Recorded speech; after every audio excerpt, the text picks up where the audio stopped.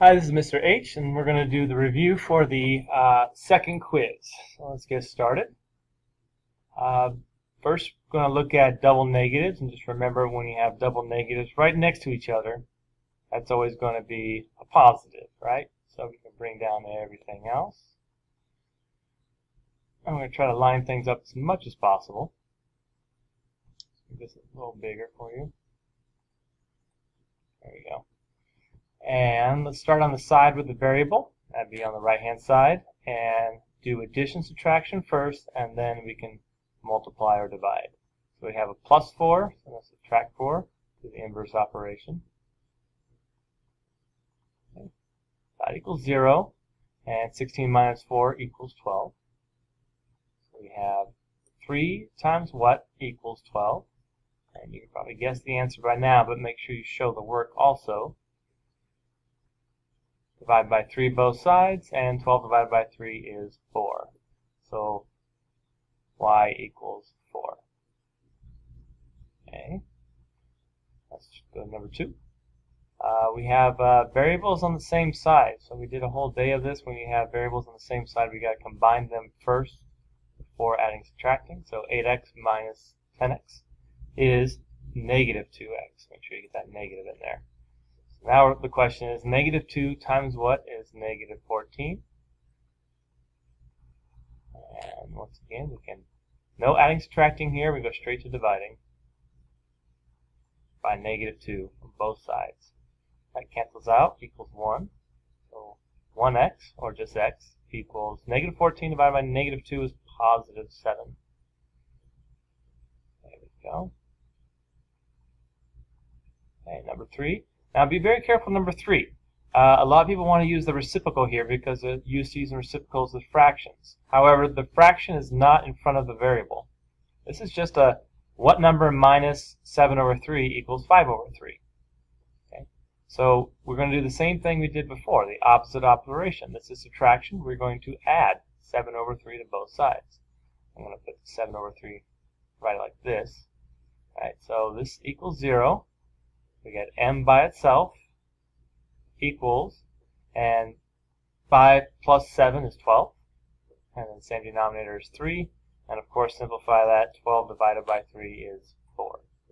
So no reciprocal here. Only use the reciprocal when there's a fraction as a coefficient in front of a variable, just like on number 4. Okay, let's go down to 4. Here you can see the fraction as a coefficient. It's in front of a variable. It's multiplication. So that's when we want to do reciprocal on both sides. Squeeze that in there. So it's going to be negative 7 over 2, because if we multiply that with negative 2 over 7, we'll get positive 1. Do the same thing on both sides. We get negative 7 over 2. All right, if you like, you can make this 10 over 1. All right, so left-hand side, those equal 1, those equal 1, and the two negatives cancel out and make positive. So we have 1x, positive 1x, or just x. And here we can do some cross-canceling, both 10 and 2. 2 goes into 2 one time, 2 goes into 10 5 times. So we have 5 times negative 7, which is negative 35. And technically it's over 1, but we don't have to write negative 35 over 1. This will suffice. Okay, let's go to number 5. Two choices here. You can do distributive property, or you can divide by 4 from the beginning. I'm going to do distributive property. So we'll multiply by 4 both ways. So 4 times g is just 4g. 4 times 3 is 12. So 4 times what number plus 12 is equal to negative 12. All right, same as before. Start on the side of the variable. Look for the addition subtraction. It's a positive 12 to negative 12. Okay, so negative minus negative is going to be negative, right? And 12 and 12 will make 24. Okay, that canceled out equals 0, so we have 4 times what is negative 24. And when you divide by 4, you'll get your answer of negative 6.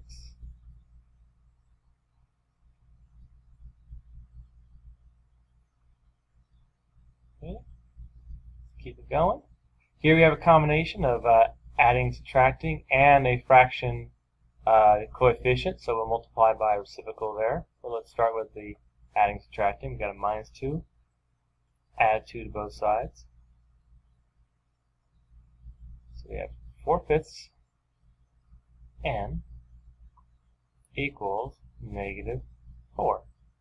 Okay. Cancels out, equals 0. And now we can do the reciprocal of both sides. So reciprocal of 4 over 5 is 5 over 4.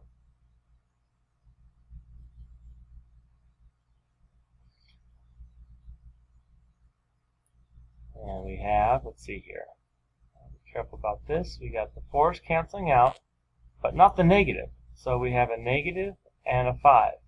Very, very careful. There you go, so we have negative 5. Of course, we could always check these and verify our answers are correct.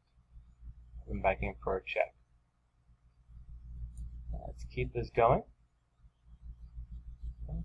Now we have variables on both sides. So we have to add, subtract to both sides. It's totally up to you. You can start by adding 5y to both sides or subtracting 4y on both sides. And you just have to decide ahead of time, do you want the variables on the left or the right? Okay. So here we can just go ahead, to avoid negatives, I can add 5y to both sides. Of course, you have to add the 5y on the other side to the 4y, the variables with variables. So I'm going to add those together.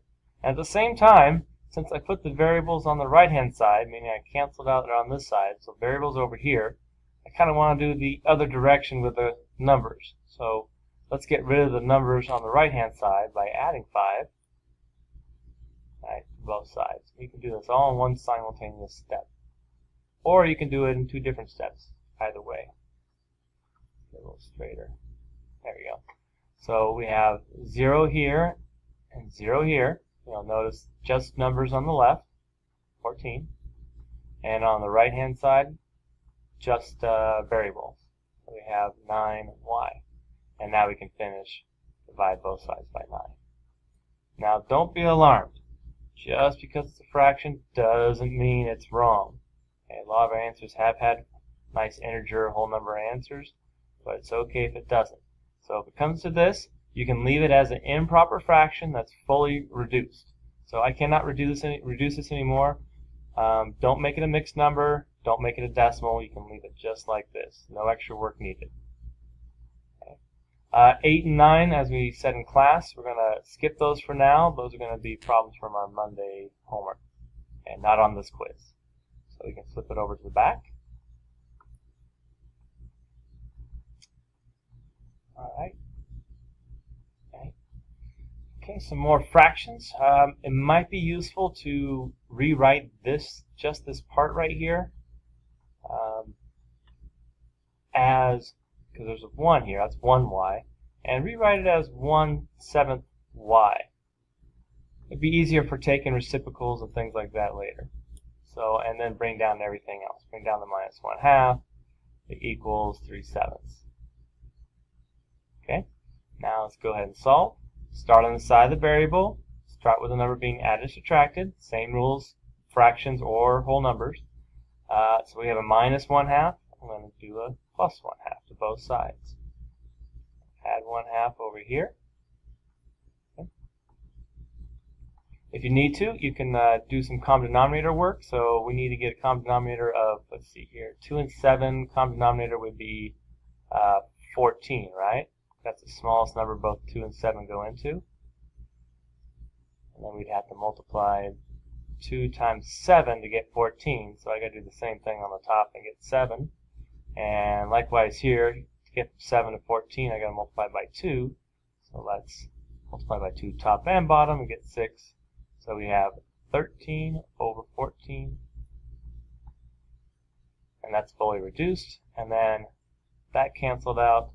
And we can bring down 1/7 y. Now we can multiply by that reciprocal, which is 7, or just 7 over 1, both sides. Good. So 7 cross cancels with 14, which is 2. And of course on this side it equals 1. So we have 13 over 2. There's our answer. 13 halves. That's another way of saying that. There we go. Okay, let's go over to 11. Variables on the same side, much like the front problem that we did. Let's do those first. Just combine them together. Don't add 5m, don't subtract 3m. They're on the same side. So you just want to do -5 plus 3 and get -2m. So -2 plus 2 is going to be equal to -2 times something plus 2 is going to be equal to -8. And now we're back to our routine. Start on the side of the variable, look for something to be added subtracted. It's +2, go ahead and subtract. Make it equal to 0. Right. Bring it down, -2 times what? Times m will be equal to -10. Alright, and we can divide both sides by -2, and we'll get +5. Again, negative over negative, +5. Very good. A few more. Add some distributive property. Like number 12. Alright, so let's go multiply here, multiply here. Okay, so we have 4 times 2x, that's 8x. And we have 4 times 7, which is +28. Alright, be careful on the next set of parentheses. Ask yourself, what is the number in front of this parentheses? Okay, what is this number? Okay, a lot of people will say 7, but the correct answer would be -7. That's a -7. I know it looks like a minus sign, but it's negative. So we got to go -7 times x and -7 times -1. So we got -7x, and -7 times -1 is +7. Okay. And then we can bring down the right-hand side. Nothing to do there yet. And on the left-hand side, let's combine the variables with variables, numbers with numbers. All right. So we have 8x minus 7x, that's going to be just x. We have 28 plus 7, that's going to be 35. So what plus 35 is going to be the same thing, or the same answer as the same number plus 8? Now that should sound a little weird. If you add 35 to a number, and you add 8 to that same number, will you ever get the same answer? Right? You can't add 35 to something and add 8 to the same number and get the same answer. You'll get one that's 35 more, one that's 8 more. And when you try to solve this by subtracting x on both sides, you see that we have one of those special cases the variables cancel out on both sides. So there is no x. It's not 1x, it's 0. It's gone. And we're left with just 35 equals to 8, which we know 35 doesn't equal 8. Like $35 isn't the same as $8. Right? It's not a true statement. And that gives us the clue that there's no solution here. No solution. Okay, when you get a false statement. Okay, anytime you get something false like this, 35 is equal to 8, that's not true. Okay, that's a no solution. Alright, let's go to 13. Alright, same idea. We can distribute this fraction, so half of 12 is 6. Half of -4 is just -2, and then we have the n. Okay. Bring down the left side. We have 3n minus 5. Okay. Again, we can choose. I'd like to avoid negatives, so I can see if I add 2n to 3n, I'll avoid negatives. You could subtract 3n if you like on both sides. Two ways of doing this. Alright, so we can do that. And then let's also do the numbers at the same time. Add 5 to both sides. Okay, so I did the same thing did before. I want to cancel out variables on one side, numbers on the other. So that after I cross out, I have variables on either side, or one side or the other, and the numbers on the other side of the variables. So 3 plus 2 is 5, and 6 plus 5 is 11. Okay, and we can finish this up. Again, don't be alarmed if we have a fraction answer. It is okay. As long as it's reduced, you're fine. Okay. Almost wrapping it up here. Let's go to number 14. There it is. Okay, just more of the same, a little bit extra practice for these fractions. Okay, a couple ways of doing this. You can see if I multiply by a fourth here, I'm going to have 5 over 4 more fractions. And if I multiply by a fourth here, I'm going to have 10 over 4, which reduces to 5 over 2, but still I'm going to have a lot of fractions. So we looked at another possibility. How about we cancel out this right away? It's kind of like this is a variable and we're going to multiply by the reciprocal, 4 over 1. Right? And we can do that on both sides. And then by doing that, we get rid of that fraction altogether. And on the right-hand side, we get negative 24. And we're just left with the 5m minus 10. So just because you have fractions from the beginning doesn't mean you can't do something to get rid of them. Alright, and from here we got the same steps. Look on the side of the variable, look for something being added, subtracted, minus 10, do the opposite, add 10. Good. So 5 times what? It's going to be equal to negative 24 plus 10 is negative 14. And of course, we'll divide by 5. We get m is equal to negative 14 fifths.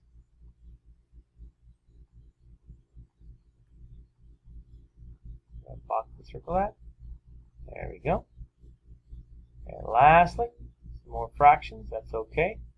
Let's get those variables together, those numbers together. Let's see here. I know 2/3 is bigger than 1/2. So to avoid negatives, I'm going to subtract 1/2 n on both sides.